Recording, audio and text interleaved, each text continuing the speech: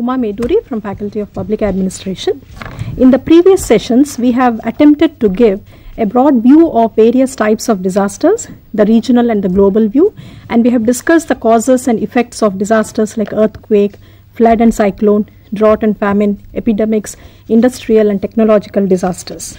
These are a combination of both natural and man-made disasters, and they occur with such intensity, causing grave damage to human lives and property. And also it creates immense physical and psychological stress to the community and also to the administration. So disasters of some kind or other have indeed become quite frequent visitors to the country. An important lesson that we have learnt in handling the disasters is we should not undermine the importance of preparedness in disaster management. In fact, considerable damage can be minimized if there is adequate level of preparedness both on the part of administration, on the part of the community, as well as the various agencies, both national and international, which are involved in the disaster management. So today, we would discuss in brief the essentials of disaster preparedness, that is planning, communication, leadership, coordination, warehousing and stockpiling. To discuss these aspects, we have with us today Mr. V.P. Pasrija from Natural Disaster Management Division from Ministry of Agriculture and Cooperation, Professor V.K. Sharma from Indian Institute of Public Administration, and Professor Pradeep Sahni from Faculty of Public Administration. Now I request Professor Pradeep Sahni to initiate the discussion. Thank you very much, Uma. Well, friends, I deem it to be my prerogative as well as obligation to welcome you to this fourth telecounseling session which we are going to conduct today on the block 4th of the CDM01, that is the foundation course in disaster management. The block is, as you are aware of, essentials of disaster preparedness. Whether we wish it or not, we want it or not, consciously or subconsciously, it is always there in the mind of each and every individual that he has to prepare himself or herself for any kind of the eventuality to come.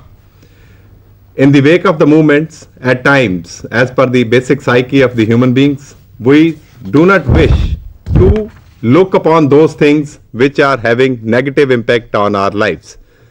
In the similar manner, when we talk of disasters, see, none of us is, from mental preparation point of view, prepared to look upon disaster as something which can cause havoc onto us. But contrary to this basic psyche of the humanity, there is a stark reality, and the stark reality is that we probably cannot escape when any such kind of the eventuality or the hazard does take place.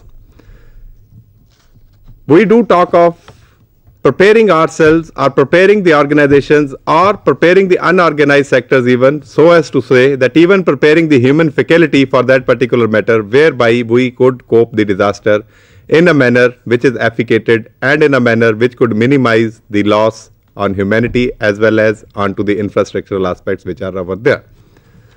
A very simple thing which is related onto it is that we say that for any simple aspect which we have to take up in our life, we probably have to plan that particular thing in a way whereby we could achieve our goal. So, talking purely from the managerial point of view or from the administration point of view, and then getting it definitely to the levels which are primarily concerned with the society or where the societal beings are the basic actors. Here at times we find that there are the organized efforts or the effects of that for the purpose of countering the disaster, and on the other side we find that each and every individual who is a member of the society, that individual is probably to plan the aspects in a way whereby we could minimize the losses of the disaster, or at times we could even attempt to see to it that the disaster doesn't take place. Now, in keeping with that, probably discussing about the concept of management. To be very honest with you, I have been a student of public administration and management for the past more than 24 years. And when I was thinking in my own mind about this concept like planning and communication and leadership and coordination, etc., it becomes really very difficult because you have over here to mix up the things between the organized sector and the unorganized sector. In the unorganized sector, probably the attentions go on simply to one single individual. Now, what is the role of that individual over there and how the planning is to be taken up? Primarily, when we talk of the planning, we say that the plan has to be made up in order to counter the disaster threat. Now, to counter the disaster threat or to counter the disaster, it is a very simple thing, so as to say, but when you go in for its implications or the assumptions, then probably the underlying assumptions are much more qualitative in its view. Referred on to that in our own minds, when we say we find not only always the organized sector which is at work so far as the planning for the disaster is concerned, and when we say that it is one of the element which is very essential for the purpose of countering the disaster threat or for the purpose of planning the things in a way whereby we could reduce the impact or the effects of that particular disaster, it becomes really very tricky. Why should we plan and why do we plan? Normally, we say that the planning is associated with the goals.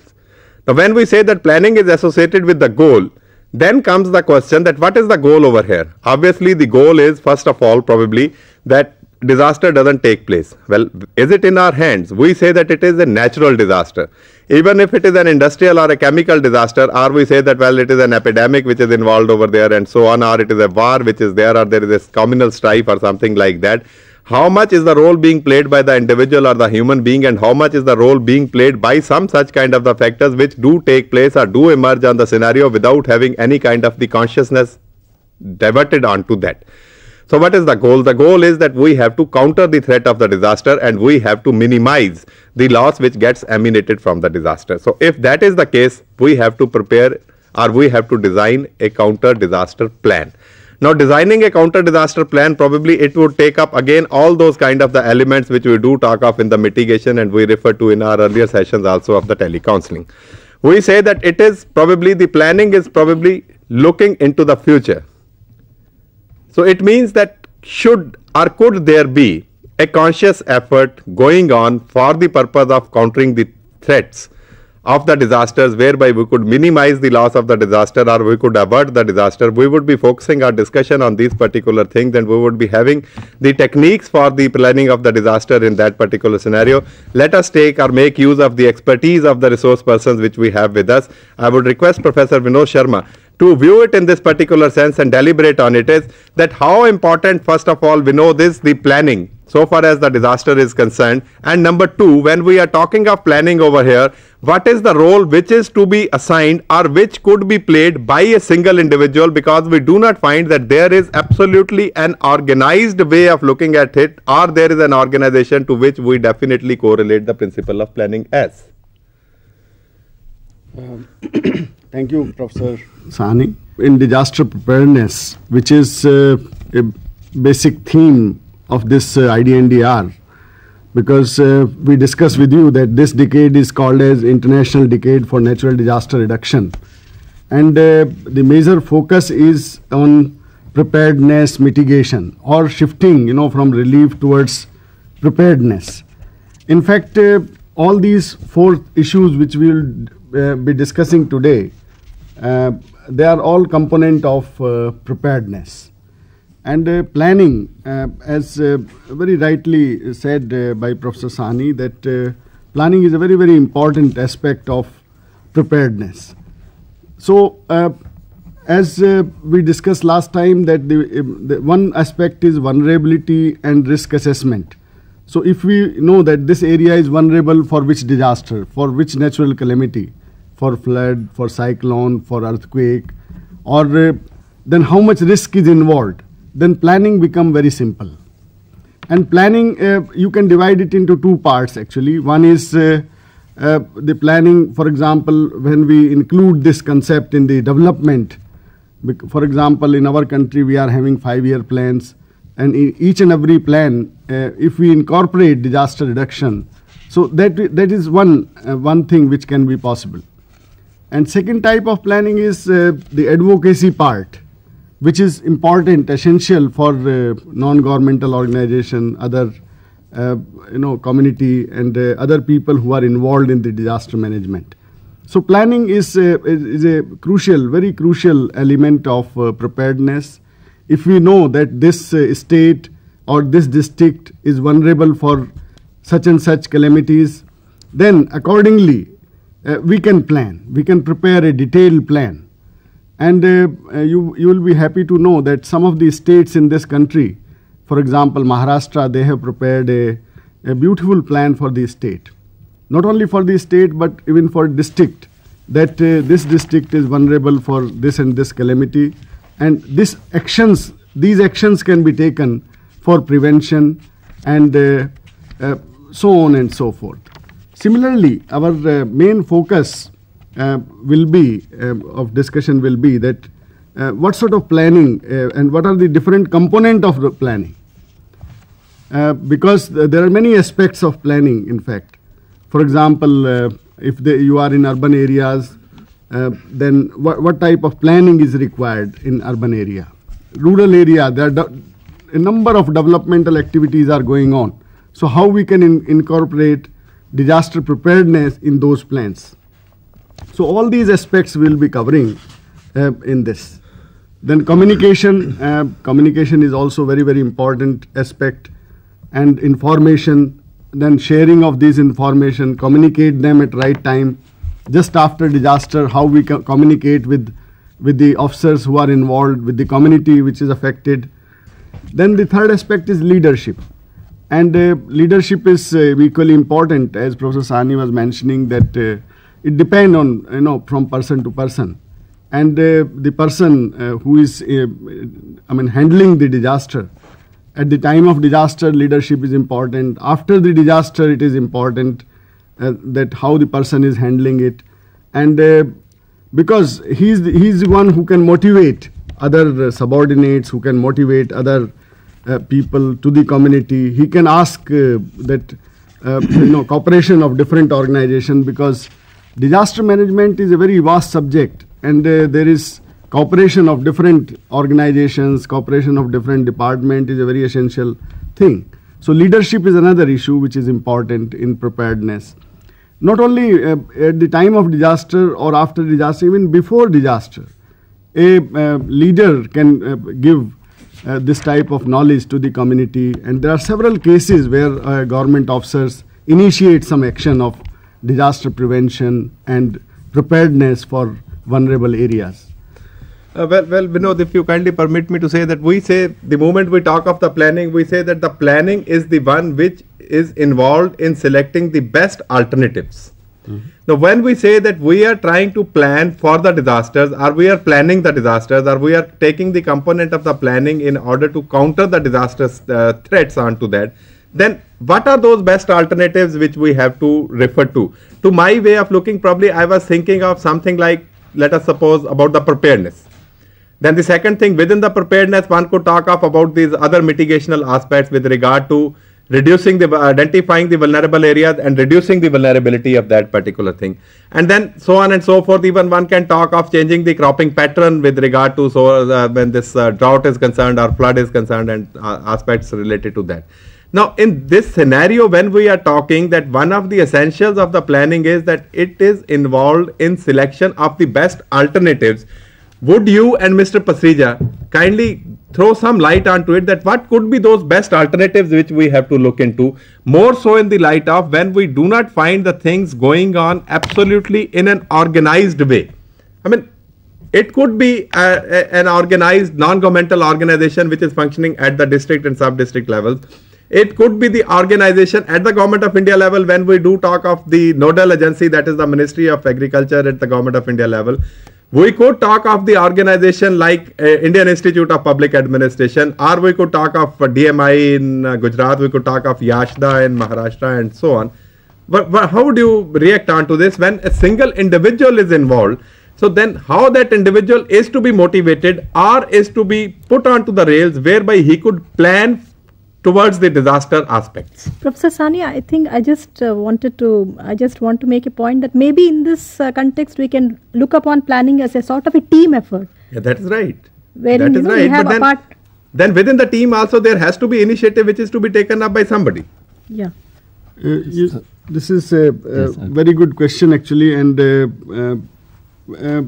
Professor Sahni, in preparedness mitigation, you rightly said that there are so many activities which can be there, because mitigation we divide into two parts. One is structural mitigation, another is non-structural mitigation.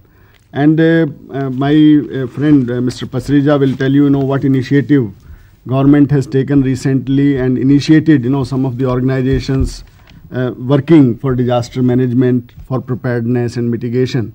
One is structural mitigation. And for example, there is earthquake-prone area, so structural mitigation may be the strengthening of those buildings or structures which are there, or construction of roads, etc. over there. Non-structural part is equally important, in which awareness, education, training, these things play a very important role. And I will request Mr. Pasricha, because he is the person who is dealing with the natural disaster management and with the government activities. And because government has initiated a number of activities nowadays and involved several organizations in disaster awareness, in educating people, educating community, and giving training to the government officers and non-governmental organizations. So first I will request Mr. Pasricha to react, and then I will continue. Yeah. Thank you, Dr. Sharma. First of all, I will like to thank you, the IGNOU, and particularly Professor Sahni, that he has initiated such type of program, which is also a, you can say, the vision of our ministry, which is the nodal ministry for the coordinating all activities relating to the natural disaster management in the country. And that includes not only management concept is a very big concept, which includes not only relief activities, but the activities relating to mitigation preparedness in order to minimize the adverse impact. First of all, I will say, as they are saying, the concept of this preparedness and mitigation is a recent accepted concept. Earlier, if you find out, if you will see in the past, if you have seen the management of natural disasters, that activities were limited only up to relief. They can say the policy of bread and butter. That is called ad hoc policy. Flood is there, drought is there, cyclone is there, distribution of some essential commodities to the affected people for a few days. Then government thinks that their role is over. And that is why the concept of disaster management, many people take it meaning only relief activities. Now with the, as Professor Sharma has rightly told, with the observation of the international, this current decade as international decade for natural disaster reduction all over the world, this concept has gone basically too much change. Now they have accepted that relief, though it is the moral duty of the government administration local to assist the affected people, but at the same time it is also the duty of the government to initiate various measures which can reduce the adverse impact of these disasters. It is also a worldwide accepted fact that these disasters cannot be prevented altogether. This is not only in developing countries, but developed countries also, they have accepted this fact. Even a country like Japan, this very advanced country, even then the Kobe earthquake, they have got so much preparedness and all these things. Kobe earthquake has done much loss. So the only alternative is, as just to, after the relief, after the disaster, we should not stop there. We should actually start our activities from there. Disasters always give an opportunity. Any disaster give an opportunity just to do something in anticipation of the next disaster. What you can do, how you can prepare, how you can plan for the next disaster, keeping in view the present disasters. That concept has now gaining the momentum even in our administration.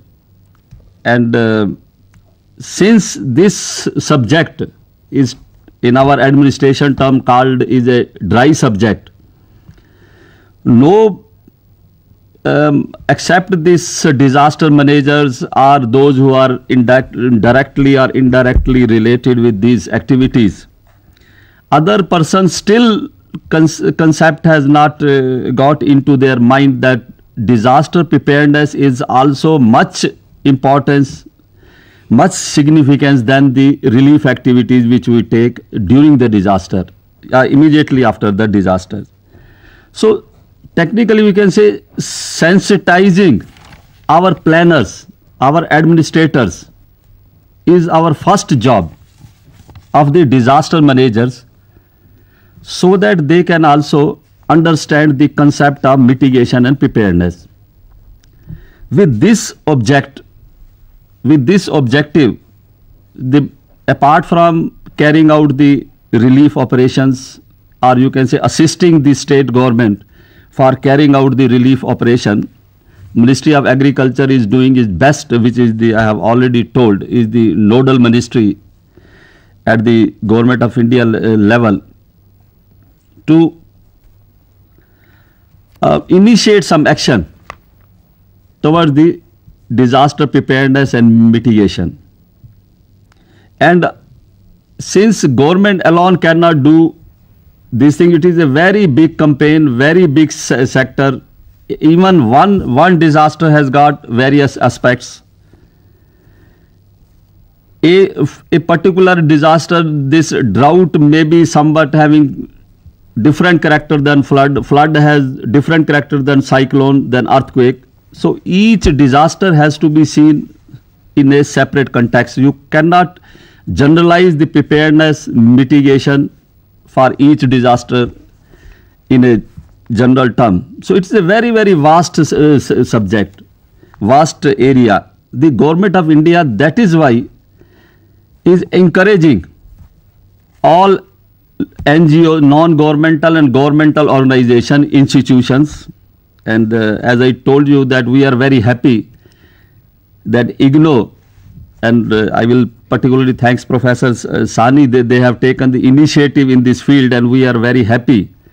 And it was also our one of the steps to involve all ongoing major missions, plans, just like IGNOU, just like we have got another organization, Indian Adult Education Association, we have got another big organization like this, Council of Board of Secondary Education, and any organization which can go to deep to the people.